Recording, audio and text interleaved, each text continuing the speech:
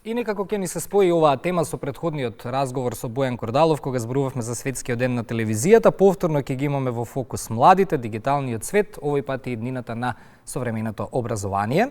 Живееме во време кога технологијата е дел од секојдневието на учениците, ако зборуваме за социјални мрежи, креативни алатки, нови начини на учење. Како овие промени влијаат врз наставата, дали училиштата успеваат да ги следат трендовите и дали во секој училиште имаме барем по една професорка како што имаме тука во студиото и која што навистина се труди овие иновации да ги доближи до учениците. Разговараме на тема дигитален маркетинг. Добро утро за Радојка Хелман-Денковска, професорка во Васил Антевски дрен Скопје. Добро утро. Се надевам секој училиште има по еден професор како вас што толку се труди кога зборуваме за овие дигитални алатки. Дека има и повеќе од еден, сигурно. Малку да се пошегуваме во убава шега на почеток, но ова се новите трендови. Добре ни дојдовте, ќе имаме интересна тема денеска. Да, ви благодарам што не поканивте, што ја препознавте нашата вредноста на нашите ученици, што ете задоволството е големо да и тие денеска за прв пат бидат во вашето студио со мен. Така, Ива Димовска, така, добро утро. Добро утро. Добро утро за Мила Гавровска. Добро утро. Која година сте само? Ние сме четврта година во... Значи сите матуранти, така? Да. Така, и Ангел Кочовски. Да.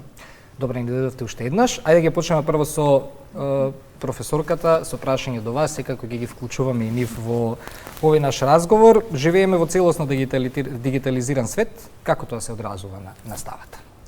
Често пати велам дека секогаш училницата или училиштето започнува во 7:30 часот наутро, но дигиталниот свет на учениците никогаш не се затвара.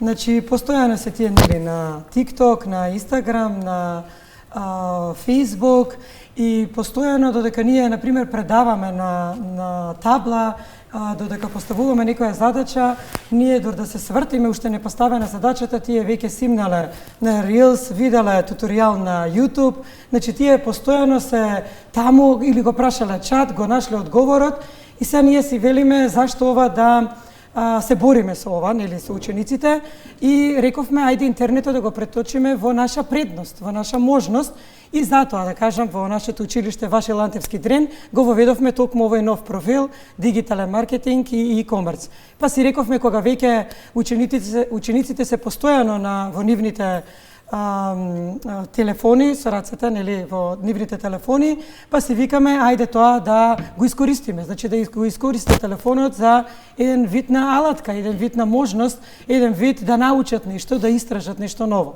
Така да ете, например, на нашите часови тоа е дозволено. Зборам на часовите по дигитален маркетинг.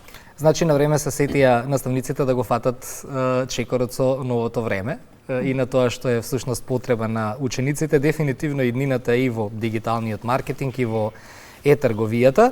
Што ги прави овие часови толку интересни и динамични за учениците? Дали овие нови алатки овозможуваат и нови иновации во наставата, нешто што во традиционалното учење можеби беше малку досадно за учениците? Верувајте дека секој наставник, секој професор се труди, нели, часот да го направи што е можно поинтересен.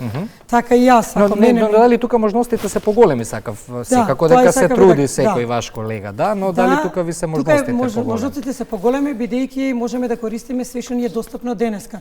Значи, дали е тоа телефонот, дали е тоа таблетот, дали е тоа лаптопот, компјутерот, ние им го ставаме тоа на можност на учениците. И кога веќе ќе нема да им забранувате нешто, кога ќе има толкава голема слобода, кај нив се буди креативноста. И постојано, значи, ние нешто истражуваме. Так. И сега најважно е што на тие предмети тие можат да видат што всушност се случува во реалниот свет и да го преточат и кај нас во училницата. И тогаш они многу учат. Например, можат да знаат зошто, нели, една реклама има милион прегледи, некоја има помалку.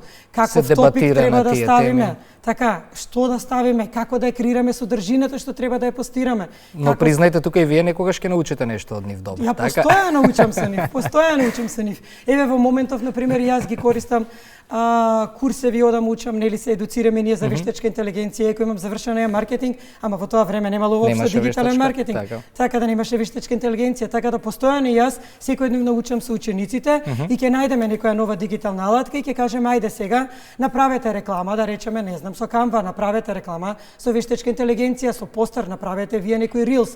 Значи отворете вие онлайн продавница, отворете вие Instagram страна. Така да ги користиме доста често и ние растеме заедно со учениците. Доста и беше на професорката, ајде малку и со учениците. Сега, Ива, Мила, Ангел, како започна? Вие имате Инстаграм страни, така, креиравте ваши собствени. Прво, ајде, каков е интересот за овој предмет? Како започна вашиот интерес кога свативте дека иднината е во дигиталниот маркетинг? Па на почетокот ние прво добивме задача од нашата професорка да креираме Инстаграм профил. Така. И јас во себе си помислив тоа ќе биде некоја задача, некој профил што ќе го направам, ќе добиам оценката и никогаш повторно нема да го отворам. Но сепак тоа беше поразлично, некај памет мене не ми текна тоа. И така со тек на време ние почнавме да го напредуваме тој акаунт, да поставуваме повеќе постови, да добиваме некоја прегледност од страна на други луѓе. Со тек на времето добивме нови вистински купувачи, што не беше очекувано од наша страна, иако нашата професорка тоа го очекуваше од нас, таа цело време не поддржуваше и не бодреше да поставуваме, ни даваше практични примери со некои луѓе што она ги знае дека успеале во таа област. Ние користиме различни алатки, користиме вештачка интелигенција, Canva, CapCut и различни други алатки. Така, имате 3 различни страни? Да. Така, како е твојата? Мојата е Целвора и таа е страна за аксесуари. Така, за аксесуари. Твојата? Мојата е Дазел и таа е страница за накид. За накид. Кога почна да ја креираш? Кога почна да ја создаваш? Тоа беше пред месец дена, кога професорката ни даде задачата. Исто како Ива на почетокот, тоа го гледав само како домашна задача. Но со тек на време тоа се сватив дека стварно може да се направи нешто реално. Така. Ангел, која е твојата приказна? Јас имам сваткарница, сватка звезда. Преку мајка ми се беше тоа. Тој беше некој нереализиран сон од кога била помлада. Но не си го сватила со време и јас си го остварив некако тој сон преку онлайн продавница. Она си мислела дека не може онлайн никогаш, мора да имам пари, да отворам продавница, да ја опремам, така и си се откажала од сонот. Како реагираше кога и пристапи, кога и кажа дека едноставно може да работите на тоа? Прво беше збунета, не знаеше што е тоа, требаше пополека да ја објаснувам. И објасни дека прво мислеше дека е полесно тоа што беше, тоа е еден подолг процес, нели прво треба да ги направи на ковачите, па јас да ги наредам убаво, да изгледаат симпатично, да го привлечат окото на потрашувачот, па да ги наместам, па да го фатам овој кадар, мислам, знаете, вие работите со ова, па да ги тирам на крај сликите, па да ги постирам. Джабе ние работиме, вие сте покреативни од нас, затоа ве слушам и ве гледам со уживање и тоа гледаш како раскажуваш, си ја сватил суштината на стратегијата, дека се треба да биде компактно за да ви функционираат страните. Сите размислувавте на овој начин, претпоставам, така? Да. Правевте стратегии на почетокот? Како, што? Па да, не е само да се постира сликата, тоа мора биде квалитетно сликана, па и самата содржина што ќе се напише, мора да ги привлече потрошувачите и содржината да биде прилагодена за одредена група потрошувачи. Како ги следите профилите? Кога почувствувавте дека во тоа што го креирате, ова прашање до сите тројци може да се надополнувате, кога почувствувавте дека има тоа потенцијал да порасне, како се чувствувавте кога ги гледавте првите позитивни ефекти од другата страна, од публиката? Па на почетокот прво ни лајкнуваа само сестри и другарки нашите постови. Поддршката од најблиските мора да дојде на почеток. Но со тек на време, например за мене зборувам, добив некои вистински потрошувачи кои што не ги знаев, од луѓе кои што не ги познавав, се зголеми бројот на следбеници, исто така пораки каде прашуваат повеќе за производите што ги продаваме и така видов некоја реална можност за бизнис. Така? Истото прашање? Исто како Иван, на почетокот поддршката беше од најблиските, но со тек на времето се покажа интерес и од другарка на другарка.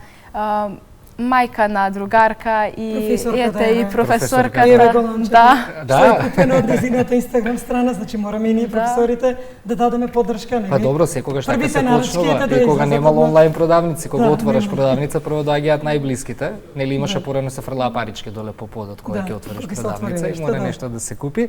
Ангел, што научи за продажбата онлайн што не може да се научи од учебник, она што сам при работењето го научи? Види, прво на сите ќе ни изгледа многу тешко тоа, на сите кога Добро. ќе влезат во тој одсек, им изгледа многу тешко и многу комплицирано, но реално стои дека не е ништо тешко ако се сака. Јас го учам тоа со професорката Радојка веќе 4 години и само го праксирав преку ова со на мајка ми онлайн бизнес што го отворив.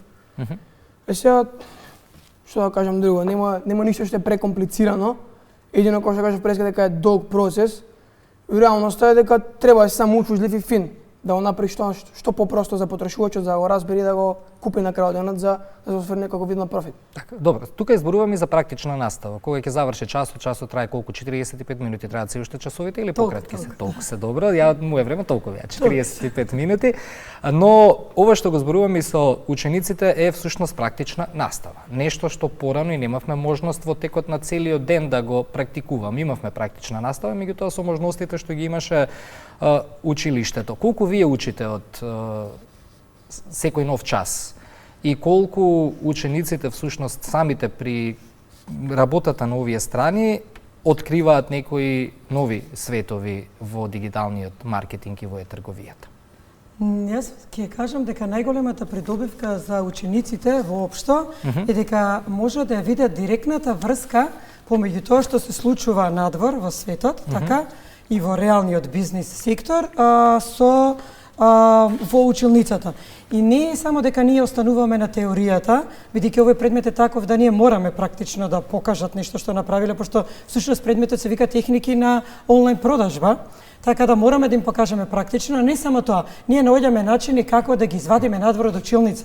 Така да ние постојано посетуваме разни саеми, еве последно бевме на најголемата конференција за трговија, што се одржа сега минатиот месец, така да учениците кога беа тамо беа воодушевени. Рекоа кај се наоѓаме ние, дали ова Њујоршката берза. Значи сретнаа многу еминентни светски спикери. Исто така каниме млади бизнисмени, каниме IT сектор кај нас, каниме професори од економскиот факултет. Неодамно минатата недела бевме и на хакатон, каде што имаше предизвик, учениците се надпреваруваа и тоа во категорија на студенти, а нашите беа нели од средно и требаше да смислат еден предизвик како со вештачка интелигенција ќе решат некој реален проблем. Иако верувате нашите ученици, иако најмлади, го земаа првото место. Значи многу е важно да ги извадиме учениците надвор од училницата. И од комфорт зоната, да. И од комфорт зоната. И тоа им е интересно всушност. Така. Стратегија за објави, колку е важна? Малку со Ангел ја начнавме таа тема, планирате и тоа или одите и со спонтани работи? Па сега за сега одиме со спонтани работи, бар за себе, но сепак гледам кои постави добиваат најмногу интеракција од следбениците и според тоа сметам дека конзистентноста на објавите е најбитна, бидејќи со тоа се гради некоја доверба, да речеме, спрема потрошувачите. Мила, истото прашање? Како што кажа Ива, да, ние тоа ги постираме без некоја стратегија, но според интеракција може да се види што ги привлекува. Лајкови коментари, па на тоа се насочувате после. Да. Предпоставам повеќе. Ангел, сигурно кај тебе околу контентот зависи и тоа што со мама ќе подготвите за сликање. Колку Треба да ви тука направам јас заеднички? слики на вас. Да, Да ви се дефинитивно. јаде, да ви го отворам апетитот. Дефинитивно. Нели Ако не сликата излегува продава? на слика, прво го гледаш, го мирисаш, па го јадеш. Тоа е процес. Како тука со мама соработувате? Па види, морам да ја критикувам секогаш. Ако не излегува на камера, нема никој да го купи за да го право. Прво треба да го привлечам јас. Па Важна е комуникацијата, важна е соработката. Ама јас со мајка ми сигурно. имам пријателски однос, така да тоа не е со некоја зла намера. Така. Позитивна критика. Па секако, ако сакаме бизнис, мораме да се критикуваме позитивно. Ајде за крај, сакам да завршам прво со вас, па потоа и со професорката. Ваши совети, пораки до вашите врсници според вашата лична приказна, како вие се чувствувате сега од како креиравте ваша страна, да подсетиме уште еднаш како ви се викаат страните, за жал не можевме да ги покажеме сликите, но тоа ќе го направиме во следна прилика, да подсетиме како се викаат, нашите гледачи да ве посетат, да видат што вие работите, како е сега чувството после некое време кога гледате дека нешто ви успеало? Па прво би им препорачала на сите да пробаат нешто ново, бидејќи тоа е нешто надвор од нашата комфорт зона. Искрено јас не би го направила тоа доколку професорката не ја поттекна да направиме. Може би на почетокот из оценка беше. Да. Супер, а и сликите оделе? Успеа ли колегите да ги подготват, така да сме ги пуштили од Инстаграм, да се коригирам? На почетокот не очекував дека би имала некои луѓе кои што не ги познавам да ми нарачуваат од производите што ги продавам, но тоа беше многу убаво чувство кога добив првата нарачка и пратив скриншот на професорката да види. И со секоја нова нарачка се чувствуваш поубаво и посигурно во самиот себе. Така? Дефинитивно на почетокот имаше несигурност во тоа дали ќе успее страната, и едноставно и пресно кога сме го разговарале тоа за започнување свој бизнис, не изгледало нешто што ќе успее, недостижно. Но ете со поддршката од професорката, таа цело време не турка кон иновативност, креативност, навистина успеавме да направиме нешто така што дефинитивно би препорачала на сите да си ја пробаат среќата. Да заработат нешто. И да заработат. Ангел, твојата порака? Јас секој знае дека ќе успее бизнисот, мислам не дека се кој знае колку успешен вау, но верувам во тоа, верувам во квалитетот на мајка ми. Дека мајка ми не го прави тоа од вчера, го прави 10-15 години уназад, има и факултет за тоа. И што ја препорачувам? Препорачувам да не се откажуваат, иако можеби е долг и не е толку едноставен процес, но нема нешто што не се може кога се сака. Мислам, просто е до успехот. Тоа е тоа, само треба да истраете. Некако од многу работи ние кога сме биле помлади сме се откажувале, а ако размислуваме од сегашна гледна точка ако не сме се откажале, кој знае каде би биле сега. Дефинитивно ова со Инстаграм страните во тоа иднината, така да ви честитам на упорноста. Се надевам дека ќе ни дојдете за една година тука повторно, па да не советувате како уште повеќе сте ги развиле Инстаграм страните. Ќе ве викнеме. Немој да кажете, не ја работам веќе страната. Ветувате пред професорката, значи сега завршувате така оваа година, вие четврта, но ќе ве следиме што ќе правите, што планирате на факултет да одите, што да запишете? Јас планирам да продолжам на e-бизнес. Така, нешто исто поврзано со дигиталниот свет? Јас планирам да продолжам со маркетинг. Така, Ангел? Јас скидам ако можам да отворам на мајка ми некој бизнис со сладкарата. Дека најдобрата пракса е нели сам да си го направиш тоа не преку фото. И плюс кога ќе се соедини пракса со вакво младо искуство за маркетинг, со новите времиња и новите услови кои што ги овозможува Инстаграм, мислам дека тоа е добитна комбинација. Дечки ви благодарам за овие убави приказни. Тоа што не ги пренесовте. И за крај професорката секако би сакал да завршиме со вас. Сигурно вие би сакале да ни дадете некој совет до сите млади што сега не гледаат и до сите ваши колеги.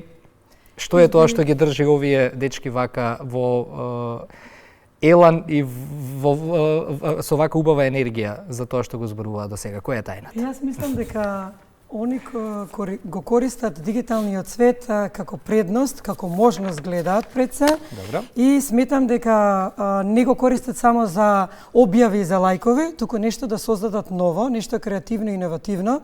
Ако сето тоа е од нив направено лично, тогаш нели среќата е голема и би рекла дека младите мора да го направат првиот чекор, да не очекуваат дека ќе се створат некои идеални услови. Значи тие самите треба да ги направат. Можеби на почетокот ќе биде нели тој мал чекор, една објава, едно лого, една реклама, еден рилс, меѓутоа потоа нели ќе направат нешто корисно, креативно, самите што ќе си го создадат и затоа би рекла дека секоја успешна приказна почнува со еден мал чекор и затоа пробајте, испробувајте, креирајте, па и да сгрешите, нели, не е проблем и да сгрешите, не се откажувајте, одете напред, бидејќи не сте сами во таа приказна. Нашата улога како наставници е ние да стоиме секогаш зад нив, ние да ги туркаме, нели, ние да им помагаме, да ги поддржуваме и да чекориме заедно кон нивната успешна приказна. Па благодарам за гостувањето во Македонија наутро. Ви благодарам за поканата, да, и се надам дека повторно ќе се видиме со некоја друга успешна приказна. Ете така.